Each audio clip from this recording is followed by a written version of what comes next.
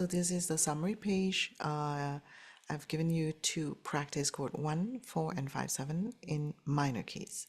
So let's start with the D minor. A minor, sorry, A minor.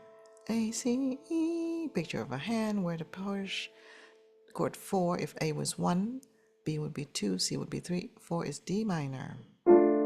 This is the inversion of it that we play. A, D, F. The pictures are there of the notes. And the E7 is 5, because if A was 1, E would be 5, and we move your pinky and thumb down 1/2 steps. Keep the index on D. And then it's E7, and back to A, of course, minor. One more time, A minor, A, C, E, D minor, A, D, F, E7, G sharp, D, E, back to A minor. Now let's call them by the chord number. Chord 1, chord 4, chord 5, 7, and chord 1.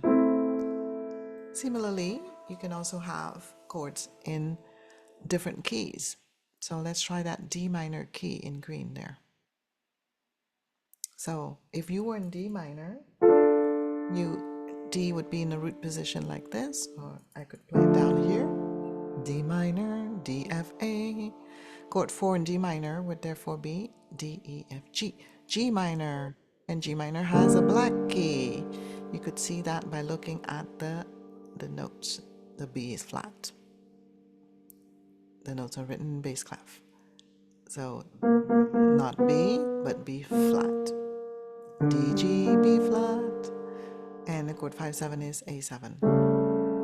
Again, we keep the index there and we just move thumb and pinky 1/2 step down to the nearest key down.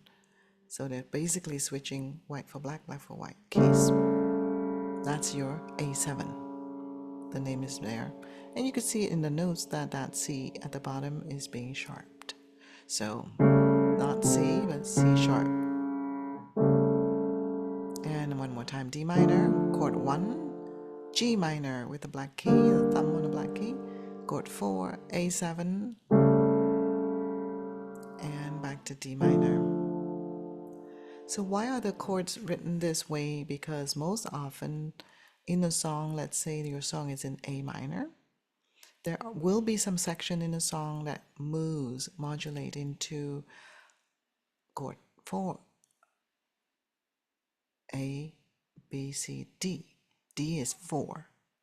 D here would be number 4 inside an A minor key, right?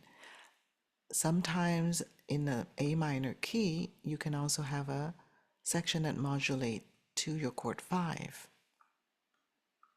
And in those who took theory with me, you know chord 5 in the natural minor would be an E minor.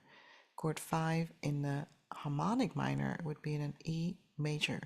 So it's possible somebody would write a song that there's some section in there that you would modulate to E minor as well.